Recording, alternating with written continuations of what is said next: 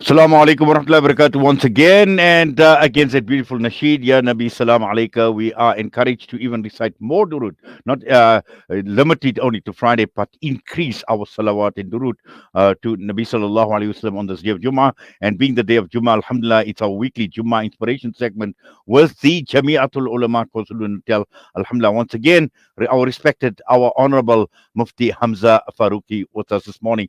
Mufti Saab, Assalamu alaikum wa rahmatullahi wa barakatuh. Jazakallah khairan so much for your time. وعليكم السلام ورحمة الله وبركاته. جزاكم الله خيرا once again for having me for the Jumu'ah Nasiha. Ji, Mufti Saab, looking forward to the wonderful nasiha, the wonderful words of inspiration, words of wisdom, inshallah. Bismillahir Rahmanir Rahim. The platform is all yours. بسم الله الرحمن الرحيم نحمده ونصلي على رسوله الكريم أما بعد. Today's Nasiha will be two things.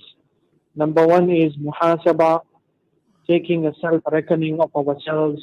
And number two is in regard to a firm resolution that every Muslim may make in the coming year. What is muhasaba? Muhasaba, firstly, is taking into account and stock what we have done during the year. We are all aware that we are coming to the last few days and hours of this year, the Hijri year 1444. Allah subhanahu wa ta'ala gives us opportunities time and again to reflect and ponder upon our lives.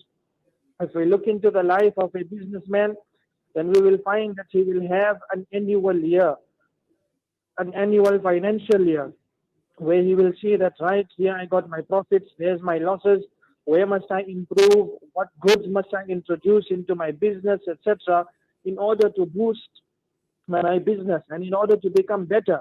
So in the same way, every Muslim is required to take account and stock of himself, look into his heart and look into his life.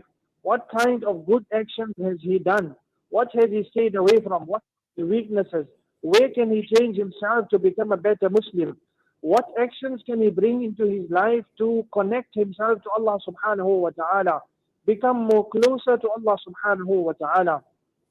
Allah subhanahu wa ta'ala in the Quran Kareem has mentioned, فَفِضْرُوا إِلَى اللَّهِ, and run towards Allah subhanahu wa ta'ala, which simply means that a person should make an effort to come closer to Allah subhanahu wa ta'ala, to fill his heart with love and affection of Allah subhanahu wa ta'ala, to carry out the ibadah, the worship of Allah subhanahu wa ta'ala with sincere devotion and ikhlas.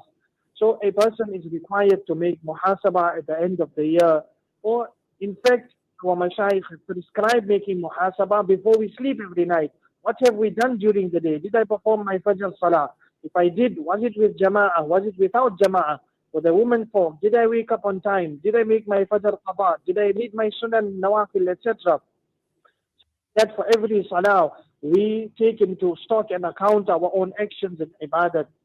And together with that, then our dealings with our fellow Muslim brothers, our sisters, our husbands and wives, our spouses, our children, our workers, our employees, etc. So with all of them, how did we deal? Did we hurt somebody's feelings? Did we sway somebody? Did we encourage somebody? Did we discourage somebody? And all of that we take into stock, we take into account daily, on a daily basis. And at the end of the year, we see where we are in terms of where we were last year and where we are today. Have we come closer to Deen? Have we moved far away from Deen? Are we more attached to the Quran and Sunnah and the Deen of Allah subhanahu wa ta'ala? Or are we more inclined to our desires just as we were previously? So we have to strive and make an effort in getting our connection closer to Allah subhanahu wa ta'ala, closer to the Deen, and making ourselves a better person in terms of our character, in terms of our actions as well. One of the most important things that relates to the life of a Muslim is the fact that he has to be attached to the Quran Kareem. As we mentioned, one was about muhasabah. The second thing I would like to talk about today is about the Quran Kareem. The month of Ramadan just passed, and many of us may have recited the Quran Kareem once, twice, 10 times, 20 times. However, there is one aspect of the Quran Kareem that every person, it is compulsory for him to learn and to recite the Quran in that way. which is the aspect of reciting the Quran Kareem with tajweed, to ensure that every letter of the Quran Kareem is pronounced and recited correctly. It should not happen that we are reciting so much of Quran Kareem, but we are reciting it incorrectly, and hence, instead of the Quran Kareem being a favor for us, it will become a proof against us on the day of Qiyamah. So, when a person is required to recite the Quran, it is also incumbent upon us to learn and ensure that we recite the Quran Kareem correctly with the correct makharij. Make sure that there is a difference between the ha and the ha, the ain and the alif and the hamza, etc. So a person should ensure that I am reciting the Quran Kareem correctly. I am not distorting the letters and the words of the Quran Kareem such that I am changing the meaning of the Quran Kareem. So this year should be a year wherein we refer ourselves to the ulama kiram, the apas, all those that are learned in the field of the Quran Kareem. Many a times we find some elderly people, they lose hope in learning how to recite the Quran Kareem. And one should not find it that he will become small by learning the Quran Kareem from his son or his daughter. Maybe our children are going to the maktab and they are learning how to read the Quran Kareem in the correct way. But we find it that no, I cannot learn from my children. However, when it comes to deen, then we learn from a youngster and we learn from an elder, as long as that is taking us close and to the correct deen. And it is taking us close to Allah subhanahu wa ta'ala, close to the sunnah of Nabi Kareem sallallahu alayhi wa sallam. On the day of Qiyamah, we find that one of the laments that will be made, one of the scenes that has been portrayed in the Quran Kareem in regard to the day of Qiyamah in the Quran is Rasulullah sallallahu alayhi wa sallam is going to complain about us, the ummah, the followers of Rasulullah sallallahu alayhi wa sallam, that وقال الرسول يا رب إن قوم اتخذوا هذا القرآن مهجورا. O Allah, my people have neglected the Quran Kareem. They have not given attention to the Quran Kareem. So there are different levels wherein a person will stay away or neglect the Quran Kareem. One is, of course, a person doesn't bring iman in the Quran Kareem. That is the worst level, wherein a person is a kafir, is a disbeliever. But on the other hand, what are the other levels of neglecting the Quran Kareem and leaving out the Quran Kareem? One of them is that a person does not learn the Quran Kareem. The next is that after learning how to read the Quran Kareem, he does not make an effort to recite it correctly as it was revealed according to tajweed and makharij, that every letter is recited correctly from the correct makharij, etc. And after learning that, his next requirement is to ensure that I understand what Allah subhanahu wa ta'ala is telling me. So now he starts to learn the meaning and the translation of the Quran Kareem.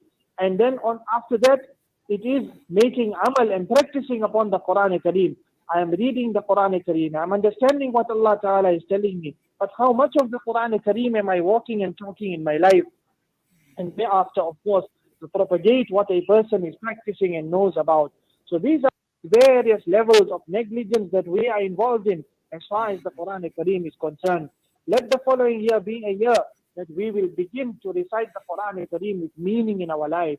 We will recite it correctly. We will ensure that we recite every letter of the Quran Kareem correctly, every word of the Quran Kareem correctly.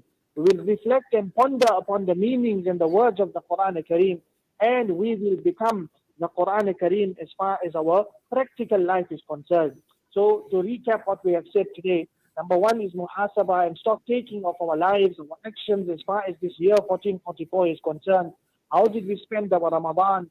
How did we spend our time in terms of performing our salah, our ibadah, our business transactions? Are my income sources halal? Is my sustenance that is coming to me halal? Am I involved in any kind of haram injunctions? Am I involved in any kind of haram business transactions, etc.? Am I disobeying Allah subhanahu wa ta'ala by not performing salah, etc.?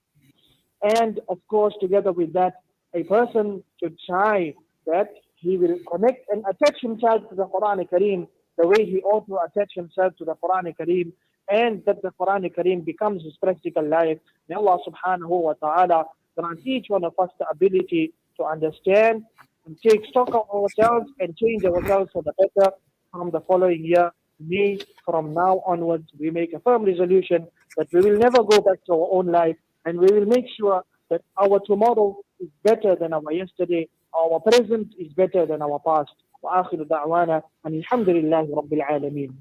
Ameen, thumma ameen. Jazakallah khairan so much, Mufti Saab, for the wonderful nasiha. Once again, Allah subhanahu wa ta'ala grant us the ability to understand and, more importantly, to practice upon what has been said. And as always, Allah subhanahu wa ta'ala accept your efforts, Mufti Saab. Jazakallah to you, and also the Jamiatul Ulama KwaZulu Natal, alhamdulillah, for week after week, bringing the weekly Jummah Inspirations to our listeners and our viewers here on Assalam Media. Assalamu alaikum wa rahmatullahi wa barakatuh. وعليكم السلام ورحمة الله وبركاته. Mufti Hamza Farooqui from the Fatwa department of the Jamiatul Ulama KwaZulu Natal was us this morning, which brings us straight on to the news. Zahid Jedward is standing by.